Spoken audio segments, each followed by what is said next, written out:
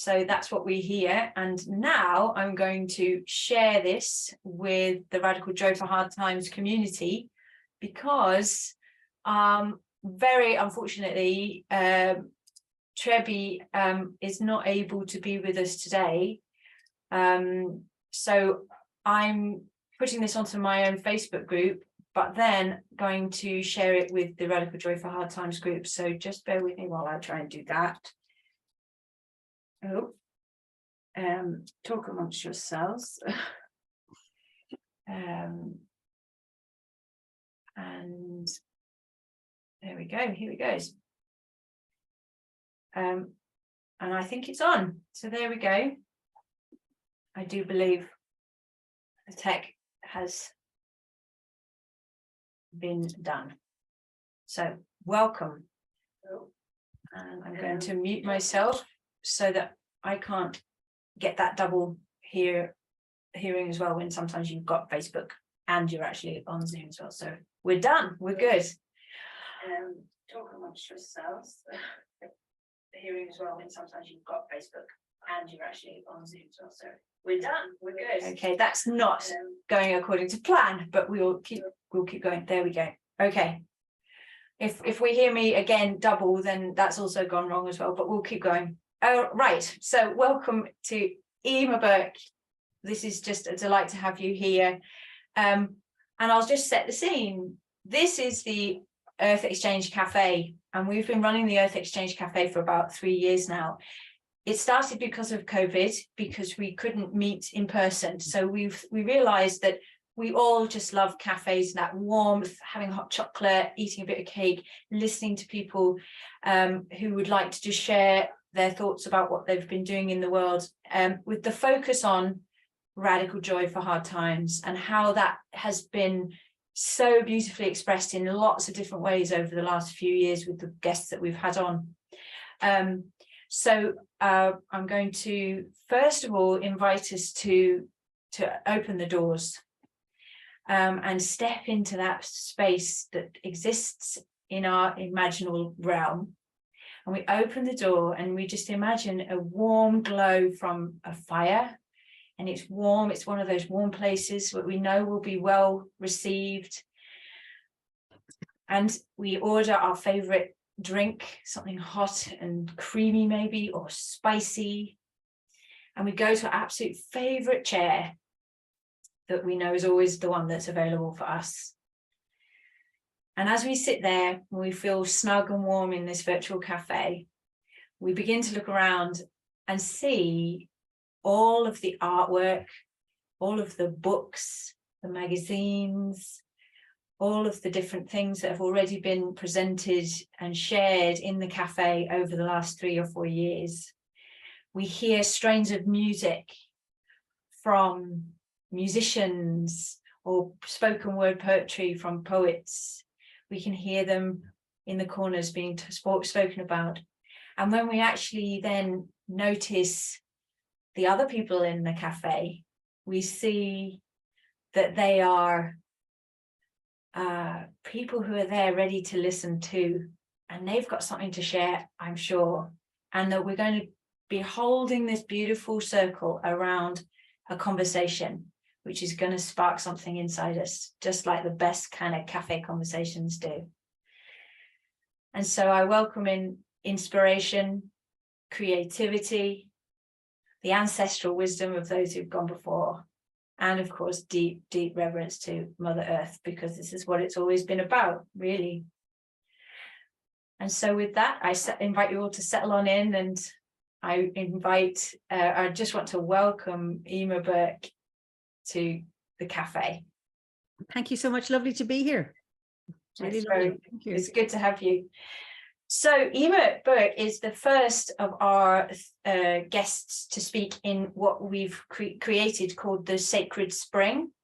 And for 3 months, for March, April and May, we're going to have insightful conversations with members of diverse spiritual paths from around the world, whose focus can give us some insight on how to work ecologically, and explore how that work with an earth-based focus enhances our own spiritual life and also brings the invitation for activism and resilience building.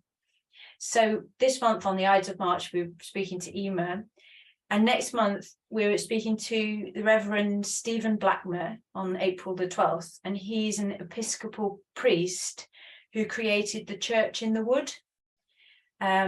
So that will be a really beautiful conversation. I have no doubt about that. So back to Eimear. I will introduce you, but again, I'd love you to introduce yourself. You're a psychologist, a ritualist, you're a teacher and lecturer, and you are the chosen chief of the Order of Bards, Ovates and Druids. And I welcome you and would love you to introduce yourself a little bit more and maybe explain to people who are listening what is the Order of Bards, Ovates and Druids. Well, thank you, Harriet. Well, I'm Irish. You may judge from my accent. I live in Kilkenny, in the southeast of Ireland. Excuse me. And just a little bit about the Order of Bards, Ovates and Druids. It is it's probably one of the largest orders in the world. I think we've over 25,000 members, and it was founded 55, 56, I've forgotten, I can't add. Years ago by Ross Nichols, and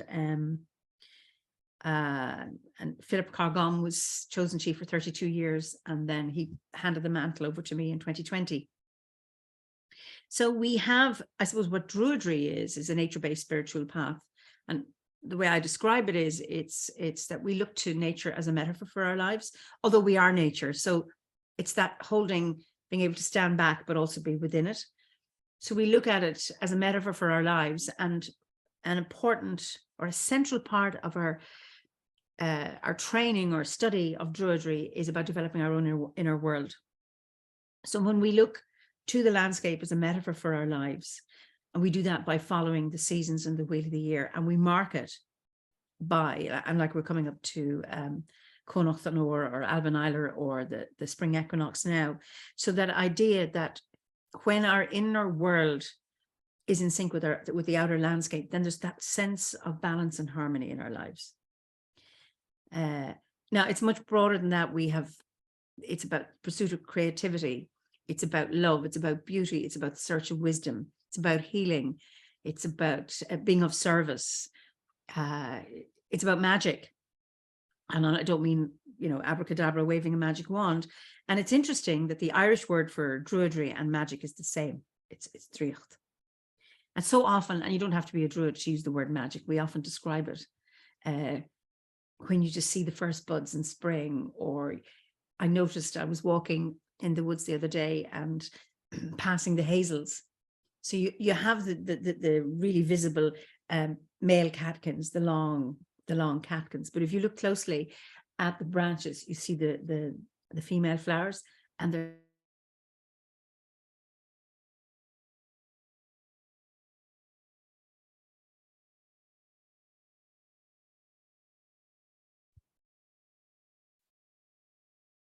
I'm wondering whether.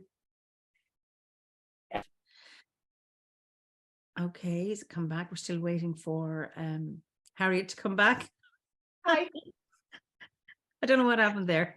We used the word magic, and then it just gave us insight into when things go completely wrong. And you magically recovered, so well done. So please do carry on. You were saying about the wheel of the year, and there's something about balance, just to bring you back to that, where learning in maybe a very simple way to observe the year as it moves and as it transgresses, and the cycles of birth of a bud, the growth, the maturity, and then the cycle of dropping to the ground and then rebirth after the darkness. You said something about that being in balance with the individual, and that makes me think about when things are all going well, and that when the balance is right. And so I suppose just to sort of be a bit of a devil's advocate there is to say sometimes with Red Joy it's really out of kilter. Oh yeah. And the natural world doesn't reflect that cycle. And in fact, there may be words like orphaning. There's an orphaning from that cycle of life. And how in your experience with Druidry, does that ever come up? Is that something that you can reflect upon? Well, I think we strive for balance in our lives, okay? Because balance is good, and it's also incredibly boring if you're on a seesaw and you're balanced.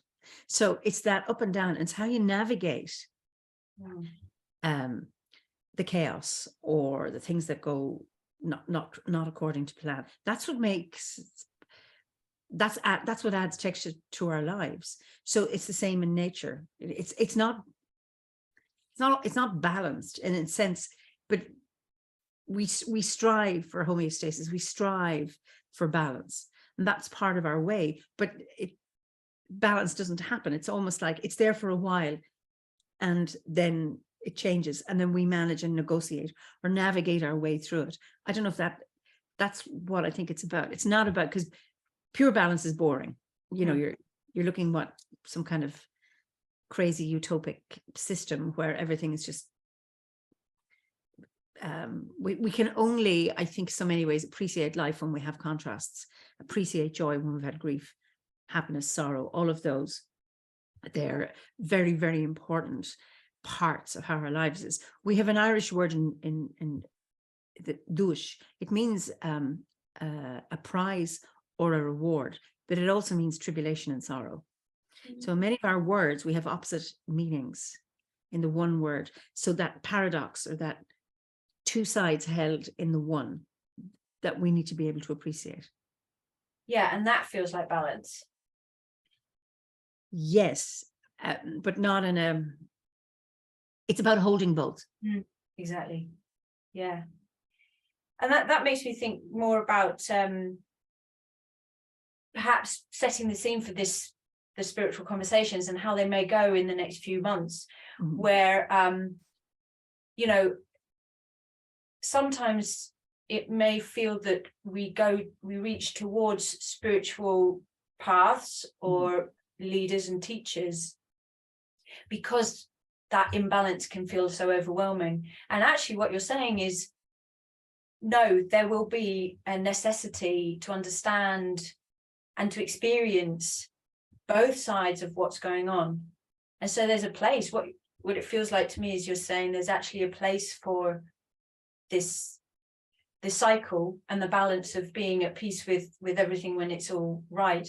But actually there's so much more in the depth of the difficult times. Oh, absolutely. I think for some, that's maybe when we're most alive, when we have that challenge of so-called dark, difficult time, that motivates us, that keeps us going. If everything's flat and nice, I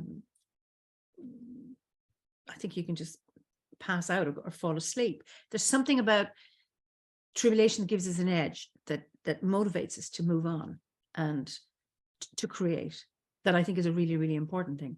However, I do like times of rest and fun and joy and ease, and many of us will create it. If we don't have enough strife in our lives, we'll somehow create it. We may not be conscious of that, but that does happen. One of the things that Radjoy does is deliberately goes to wounded sites. And I think that's quite complicated to explain. Yes. Why do you go to sites? Why do you look at challenges? And I think what you've just said, it helps me understand why, because the comfortable, there's something in that comfortableness that is hiding, perhaps, or not wanting to rock the boat because it's uncomfortable. And there's nothing wrong with that in lots of ways. Like, as you say, it's just nice to shut the curtains, put the TV on and just chill out. I wonder if you could speak a little bit about how your work in psychology or in Druidry specifically as a spiritual path, that kind of how you encourage or support those who are turning towards difficult, either their own landscape, their own ecology might be struggling, or internally for themselves, where they're, you know, there's a woundedness, for want of a better phrase, that can't be avoided, and it does need to be addressed. And I suppose I'll speak first as a psychologist. So I'm a counselling psychologist, so a psychotherapist. So unless we visit those wounds and those dark, not so nice parts of ourselves, or the not so nice part of our story, maybe, we don't move, we don't progress. There's gems and there's beauty and there's magic in finding that. I remember working with women who were 5 years post breast cancer, who were volunteers helping other women with breast cancer. And I remember asking them what their cancer gave them. And all of them said there was a gift. It was a wake-up call around taking care of themselves. Not many people say my cancer was a gift or my illness was a gift, but to be able to say that and find the beauty, which is like going to a damaged site or damaged woods or whatever it is, when you see massive destruction. And that's what happens in many ways in our bodies when we're sick, or we've had to have, you know, aggressive treatments, etc. And to be able to find that. So I think it's very, very important in our own lives that unless we're willing to go to those places, we don't move, we stagnate. Or we self-medicate or whatever it is, but we have very dull lives. And I think in Druidry Druidry is very much it's a spiritual path, but it's also, well, in terms of within the order, it's very much a self-development path as well. It's about developing your own creativity, your own sense of yourself. What kind of a druid do you want to be? What kind of a person do you want to be? And it's involves so much self-reflection. And when you get into self-reflection, I remember when I started off being a client myself, I'm going to weave psychology and Druidry together. Well, that's what I do in my life anyway. But I remember, oh no, if I open up a wound or I open a door, what am I going to see? I'm going to see some demons or things I don't like, or I will maybe disintegrate. And often that fear of disintegration stops us from having a look at ourselves. Or if I go to that damaged site, I'm going to be so heartbroken, it's going to kill me. Or maybe I'll get into a sense of helplessness or powerlessness and I might give up. Where in fact, no, it's about looking to ourselves and finding, even among all that stuff, is finding the magic, finding the gold, finding, we were just talking to a friend of mine yesterday, we were talking about the shadow. And she was talking about work she does with people, you know, so often we see our shadow is something dark, something evil, bad, to be hidden away. And when I started doing my shadow work, I mean, the first journey I did was I found the beauty within. It wasn't something that I didn't like about myself. It was something that was really good about myself that I wasn't acknowledging. And she calls that, or there's another place people call it the golden shadow. It's about finding that when you do have a look in, or you go into the dark cave, you will find that piece of gold. That'll sustain you with all that darkness, or maybe it can act like a beacon in all that darkness. I'm waffling now. I don't know if I've gone off piste, but it's about going in there. Huh? Neither. Okay. So going to a damaged site, it's again looking, and it never ceases to amaze me where you're looking, you find that bud, or you find a mushroom, or you find something that, my God, life still goes. I remember in 2010, we had the bad snow. Now, bad snow in Ireland, it's a rare event, but even here it's a rare event. But we had snow on the ground for 4 weeks, and it was minus 17 degrees, which is really cold for Ireland. And I have a lot of native trees, but I had some exotic plants.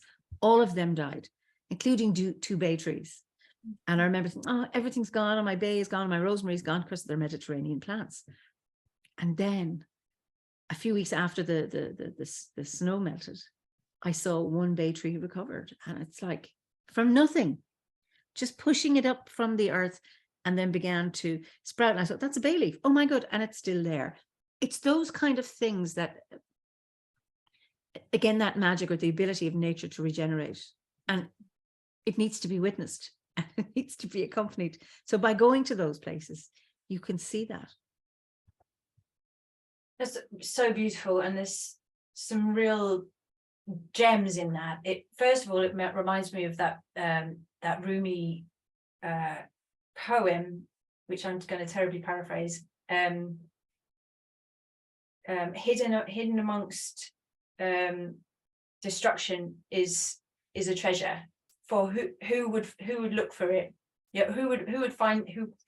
I'm terrible at this, but who would put treasure in a place where everybody would look for it, basically.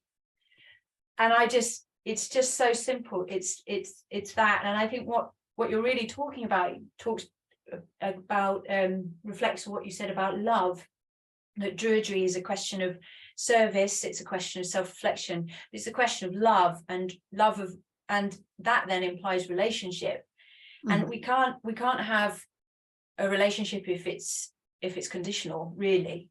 You know, I only like the earth if it looks like this. I only like my neighborhood if it's X, Y, and Z. It's the whole thing. And I mean, Trebi, unfortunately she's not here, but you know, she said this fantastic phrase, which was, if somebody was ill in your family or dear ones, and something happened to them, they got ill, or you know, they lost a limb and they weren't beautiful anymore, would you say, I don't want you in my family, I don't love you anymore? You and I think them. Exactly. I think it's that, it's like the self as well. I still love you, even though you've been hoiking around the shadow all this time. There's gold in that shadow. That's right. Yeah. Yeah, so yeah, can you tell me more maybe about the wounds that you see? So you mentioned your garden. What else in your work in Ireland, you know, working as a druid, has been particularly noticeable for you, that has been something that you carry inside, of what you've noticed about the earth? You mean in terms of destruction, or in terms of the challenges, perhaps? Yeah. Challenges. I suppose well, trees are a big one, and it breaks my heart to see. So when we got independence, 2% of our land was actually had trees on it, because of colonialism. You know, had decimated a huge amount.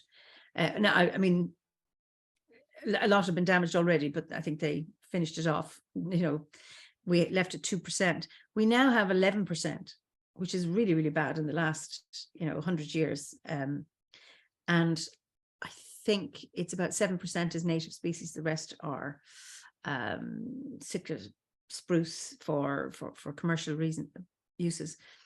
And it kills me when I see all these mass forests of this with nothing growing underneath. And it really pains me. And then when I see them cut down, and it's like a war zone, it's all that destruction. It pains me that there isn't enough imagination in terms of looking at how we should plant trees, etc. Even though we have a forestry board, Kilkenny, we have so-called foresters, experts who do this. Not enough attention is paid to it. It's still commercial. Now, I have no issue about earning money, but the fact that we have such a small percentage of our land given over to forestry, that pains me, and not enough of our own native species. And the reason I'm saying native species, because they're broadleaf, they support far more diversity.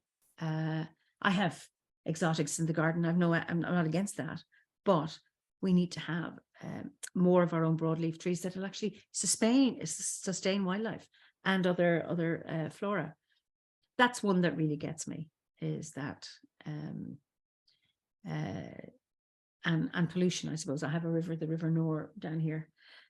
People swim in it. I don't. I've never encouraged my kids to swim in it. Well, that was around safety, because they could easily walk down the gate and just go in themselves. But how clean is that? So it's the pollution, because I live in an agricultural area, and that always concerns me. And I have bees. I have 2 hives, and I'm not a beekeeper. I host them. I leave them alone. Occasionally I take a little bit of honey, but a lot of the time I don't. I don't have them for honey. And I'm conscious of there are farms, intensive farming around me, and what damage that might do to the bees. That does concern me. They're kind of in my own little world, trees and bees and my local river, on a very small scale. Because that's what I see. Yeah. There's the sort of desecrated triad. In a way, the trees, the agriculture, the bees, you know, that's yeah. And I think that then brings to mind what something that Philip said. Oh God, I've lost you there. Sorry. Oh, I'm still here. I'm Still gonna here. Yeah, I'm gonna stop my video because I think my Oh my goodness, I am so sorry. By There's proxy, something. yes, the government didn't go to someone. Sorry about that, and I've lost you. I don't know where you are now. I'm still here, but my video, I've turned my video off because I'm just a bit worried that it might be me playing. No, it was me. I clicked the wrong thing. Apologies for that. All right. Sorry. Forgive me for all of this. Yeah, no, it's okay. Okay, we're quits. We've both made it. We're all right now. There's balance. Yes, indeed. Yeah, and then that brings to mind something that Philip said about, you know, sometimes our concerns can be as wide as the universe. I mean, not only just the planet or our country or our continent, but, you know, we worry about so many huge concerns that are, whether they're ours to worry about or not, it can keep people up at night. It can really bring that what you mentioned about, you know, you just stagnate because in fact there's too much to think about, so you just shut yourself down and you get overwhelmed. And then what you mentioned is just so local, it's so visible, it's tangible, and it's about saying this is something that I can have maybe influence over, perhaps, or even just the eyes to see and to bear witness, whether it gets to activism stage if you need to or not, but just to bear witness, and to love that woundedness in all of its process, whether anything changes at all because of the bigger meta systems that are in place because of agriculture and forestry and things. I feel that what you're saying, even the bees process, that sometimes not knowing is actually a huge part of sitting with woundedness. And we do that in psychotherapy. You know, I take the non-expert position. I don't know. So I'm sitting with somebody and they don't know. And maybe they come for an answer and I say, we don't know, but I can sit with you. And I can't deal with things systemically, or, you know, at a macro level. Yeah. So for me, I allow my bees to swarm so they can go to create another hive someplace else. That is the little contribution I can make, and hopefully that next swarm will survive. I plant trees in my garden. I've no more room in my garden. When I came here, this was a field. It's now full of trees. That's the little bit that I can do. And when I can recognize that I can do a little bit at a local level, I'm less likely to tap into powerlessness or rage. Or I mean, anger is fine. It's anger that consumes you. Then you get into trouble with it. But at least I have a sense that I can do something small, and that makes. And I think the importance about witnessing. So, you know, Howard, my husband, died 8 years ago, and he had cancer, and there was nothing I could do about it.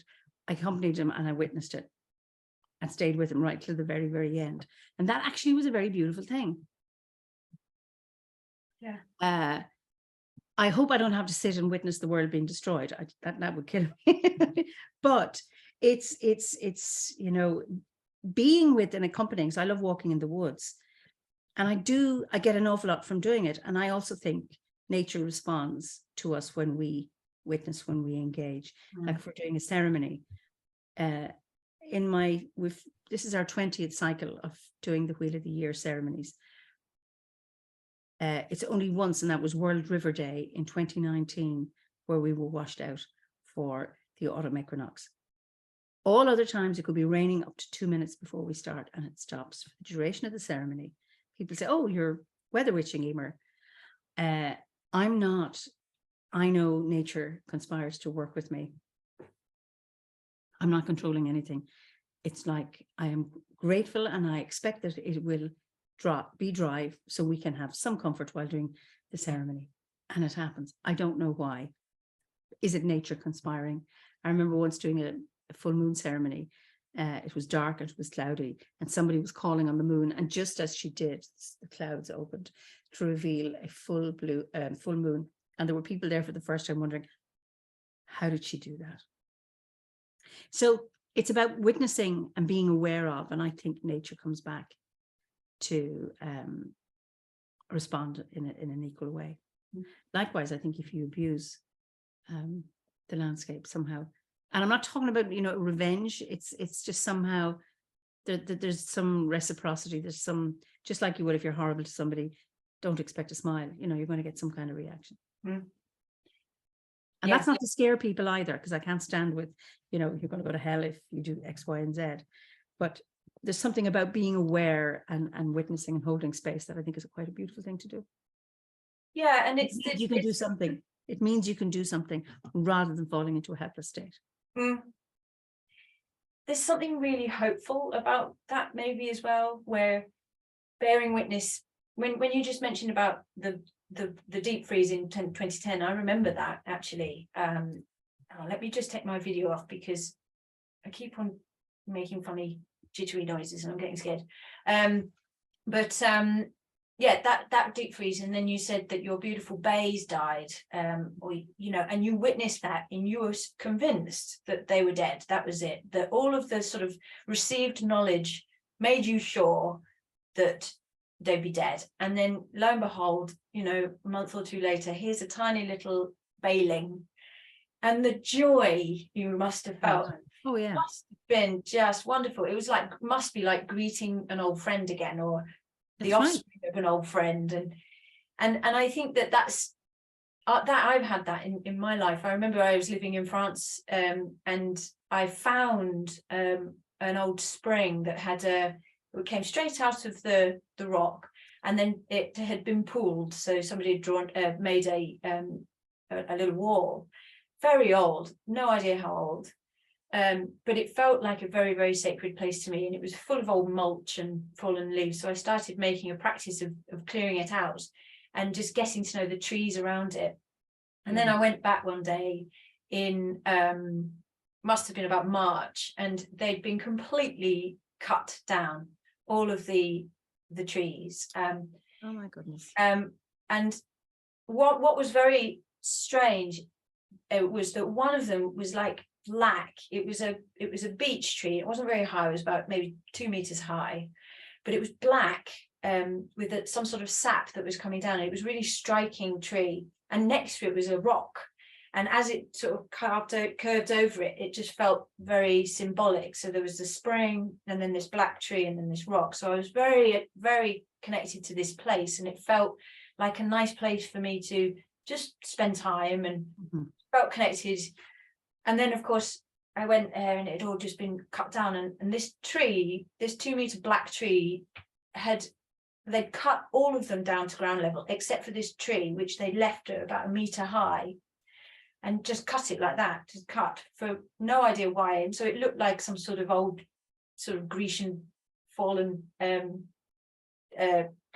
or something. And it was just there. And I was so heartbroken. I really, really was. And I made some little mandalas and rituals out of the sawdust and things that I found there, and just allowed myself to just be in this new desecrated space. And I just thought that's it, they're all dead. They're all just get piled out high, and they'll be dried out, and they'll be made into firewood, so all of this narrative was telling me that was the end of it. And then I walked past in, I think, June or something, and this little sort of Dorian pillar had started sprouting again, as it had got all kind of hairy and all these tiny little leaves. And oh, that's wonderful. My heart just absolutely sang. So this assumption of that's it, there's no going back, this is the end of this place's life, is actually sometimes really just wrong. And there's learning to understand earth processes in that much more sort of faith. I think it is to have faith that there is healing going on, whether I'm aware of it or not. Yeah, I remember I was in Peru in 2009, and I went to Machu Picchu, which is, 1500 years old or more. I mean, sorry, the conquistadors came 1500 years ago. So it's probably 2000 years old-ish. And that had been covered when the Inca went up into the mountains or were defeated by the Spaniards. That place was abandoned and nature took over and just covered it. And then it was kind of rediscovered in I think the 30s.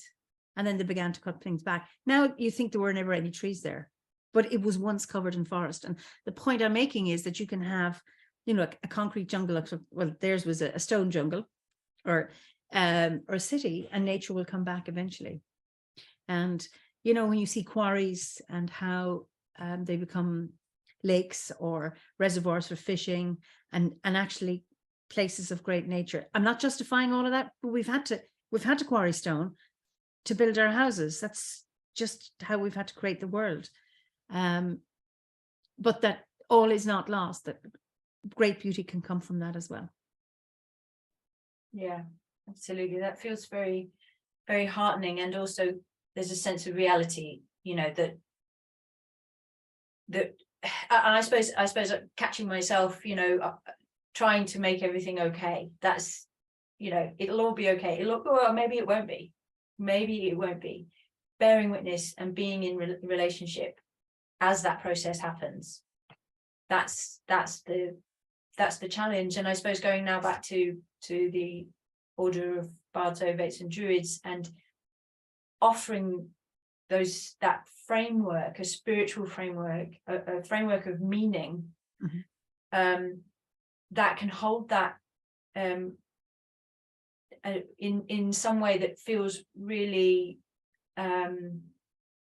very much geared to the self, but in a much broader earth-wide context. And in spiritual terms, we need that, I think, sometimes. And that's not a bad thing, is it? To be searching for a community that has a focus that is actually the grounding, that helps us become more of ourselves in a way. We can't do it alone. And I mean, I know it comes back to the self. So our trainings are, it's a distance course, it's yourself. And then obviously there's opportunities to meet, but it's about how am I, and how am I in my landscape, and how do I nurture and my own inner landscape? How do I nurture and take care of or witness the landscape around me? And how do I reach out to find community? And that's one thing I've discovered or found when I joined the order. I wasn't long living in Kilkenny, and I'd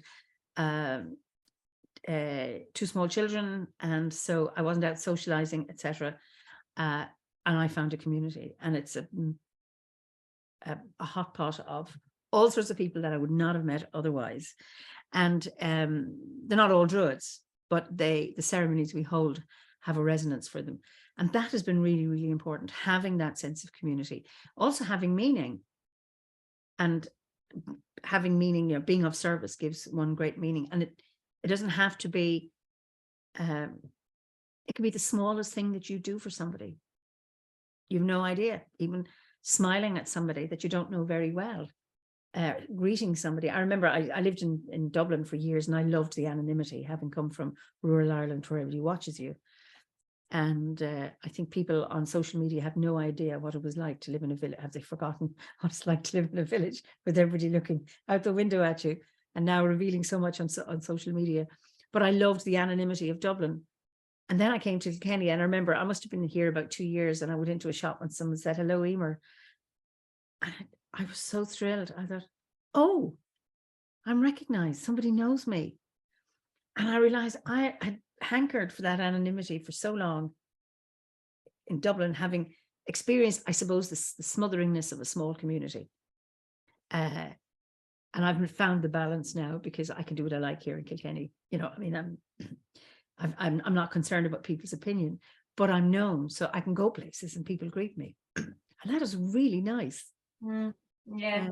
And that's been important.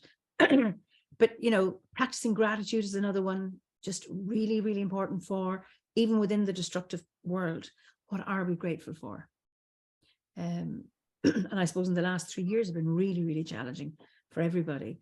And to be able to find within all of the pain and, you know, people's lives being destroyed in many, many ways, or their existences, or so much sorrow and grief.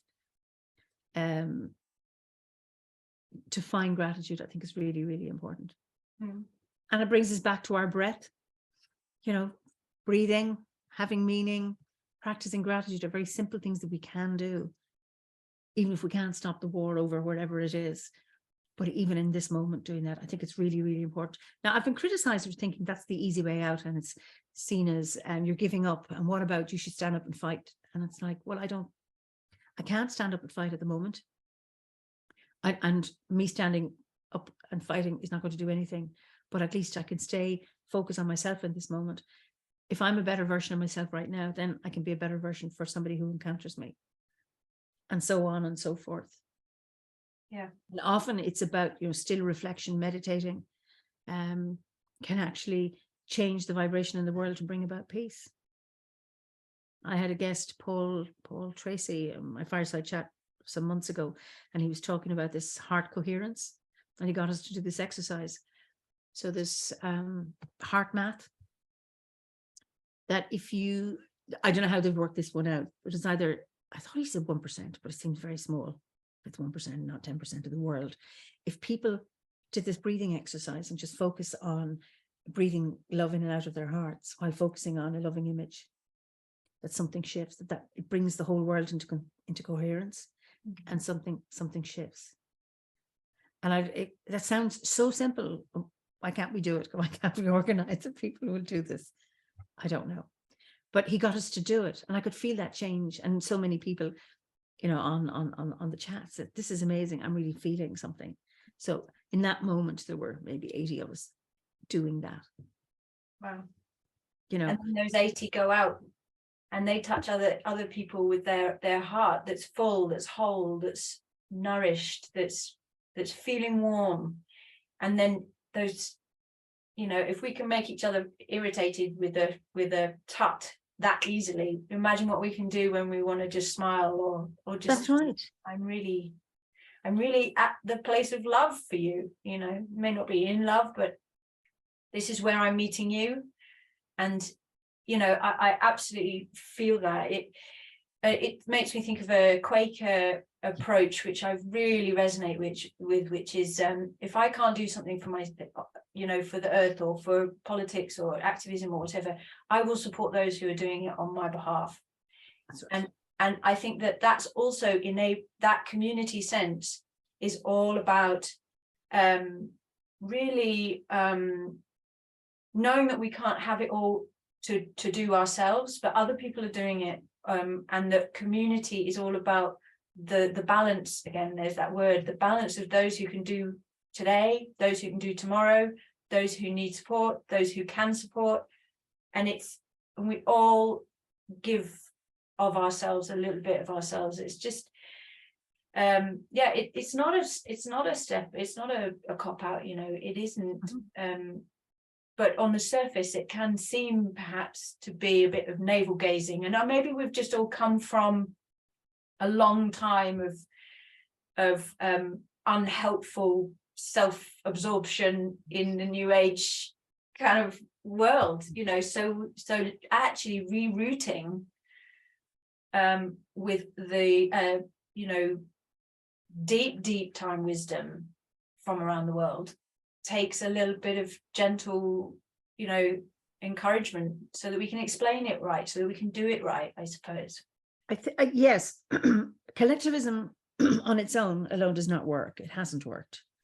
Neither does individualism on its own, but it's around it, you know, it comes back to how am I and my breath and how I am in this moment, grounded in a worldview that I am connected with everybody else. So I'm focusing on my breath here and now, but I am not standing on my own. I am connected. My breath, the roots leaving my feet are connecting to other entities in the world. So a community is only as good as the individuals that comprise it. So we also need to take care of our own needs, take responsibility for ourselves is what I mean, rather than expecting somebody else to take care of our needs. So if you've been in a group where you're trying to get a job done and there's somebody always sabotaging it, and what they are is asking the group, not explicitly, to take care of their needs. And that those needs interfere with the group's task. So if everybody takes responsibility for their own needs, you've sensible human beings coming together. Okay, let's focus on the common task. Now, this might sound idealistic, but it's where we need to be going. But like I say, the community is only as good as the individuals who comprise it, that make it up. Yeah. And it's about taking care of us as individuals within the context of a community. I was just on another call, completely different, much more professional oriented, but we were putting together a workshop for a conference, and the idea of inclusivity was very strong in what we were talking about, and somebody said, let's make it a fail space, which I absolutely love, which is about it's totally okay to fail. And I think to be comfortable with that, I mean, to genuinely speak and it not to land, yeah. or to have a heart that isn't the same as everybody else's, that is your own discernment that matters to you. Doesn't mean it's wrong, doesn't mean in any way mean it's not needed, and sometimes to be divergent from the bigger narrative is actually where your power magic lies. And I think that then really brings back the idea of localism, that for me, something that matters to me won't matter to you necessarily. I can tell you about it and I can share it with you, but I know that you give me your faith in me, that I will be able to hold that place, and vice versa.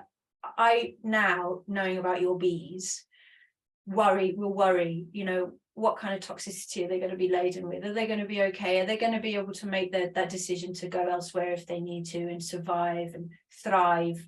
But I trust you're bearing witness on my behalf, if that makes sense. Yeah. And the sharing of this is part of where I think interbeing Right.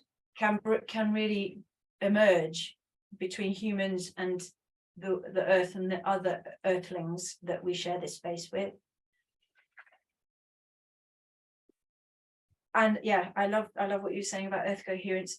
I'm conscious of time, and so many people have said some already beautiful things on the Facebook group, which is quite a lot of things. So instead of going through them, I invite everybody who's watching right now or later to have a look at them, and Eimear as well on the Rad Joy page, because they're really beautiful, about loving kindness, about all sorts of things in reciprocity. And I wonder, have we got time for you? I haven't asked you this, so you can say no, but would you tell us a story that you feel may have a resonance? You can say no, and we can carry on talking. Okay. You are a storyteller. Senashai, is that how you pronounce it? Shanaki. Shanaki. Sorry, I tried. Okay. Anyway, this is one of my own stories, but it was Nikita Gill is a storyteller, so it's inspired by one of her stories. So Danu or Ulwar, the great mother, the mother of the gods and goddesses of the land of Ireland. Well, Danu had many, many children, and she loved all of them dearly. And one special child began her life inside a little acorn that Danu planted in the dark earth. And one day that acorn burst, and the roots went down and the shoots went up. And as the leaves opened, they revealed the most beautiful little girl ever seen, with hazel green eyes and hair that was red and russet and gold. And when Danu laid eyes on her little girl, she said, I am going to call you Rua, Rua, after the color of your hair. And Rua in Irish is the Irish word for red, as in red fox, red hair. Jarrag is the one for a red dress. Rua. And she took so much joy in her little girl. And Rua played with the animals. She played with the plants and the flowers, and she spoke to the fungi. She was really, really in touch with the land around her. And Donna would every day look at her and smile. Now, Rua, she had a brother on Green, the son. And he was getting very jealous at all the attention his mother was giving to his sister. He felt his mother no longer loved him or paid him any attention. But he was expected to stay high in the sky every day, shining down on everyone. And he was getting fairly fed up with it. So one day, as little Rua was playing on the earth, he grabbed her and he took her to an island on the other side of the earth. And Danu, she looked and looked and looked and couldn't find her little girl anywhere. And she wept and she wept and she wept, and the grief in her heart froze. And she turned her back on the sun. And then the snow, and she also turned the leaves and the trees the colour of Rua's hair, those red and gold and russet. And they began to fall from the trees. And the rain and the wind came, but then the snow and the ice came, and it stayed on the earth for a very, very long, long time. Meanwhile, on the other side of the earth, little Rua was growing up. She met all sorts of beings and creatures, animals, plants, and they took care of her. And she grew up to be a strong little girl, strong and feisty and resilient, just like her mother. But not only that, she was very, very curious. And she longed to explore the world. And when she was old enough to do so, she went from land to land, making all sorts of discoveries about herself. She discovered wisdom, joy, creativity, love in her heart, and love for the land and everything around her. But no matter where she went, and no matter how loving the beings and creatures were to her, no matter how welcome they made her feel, it still didn't feel like home. And eventually she came to a land covered in snow and ice, a featureless land. And as she laid her feet and hearing the crunch of the snow beneath her feet, she walked and walked and walked, trying to look, see could she recognize anything? Nothing. But then she remembered who she was, and she remembered who her mother was, and she began to sing to her mother. Danu, Danu, all war, Danu, Danu, all war, Danu, Nanishki, Danu, Danu, Danu, Nagiak, Danu, Danu, Danu, Danu, all war, Danu, Danu, Danu. Well, Danu heard this singing and knew at once that it was her little Rua. And she followed the sound of her voice, and she ran and she ran and she ran. And there she saw her young daughter all growing up with her beautiful flaming red hair. And she ran over to her and she hugged her and kissed her and loved her, and as if she'd never let her go again. And the grief frozen in her heart began to thaw. And she began to smile, and she turned to her son on Green.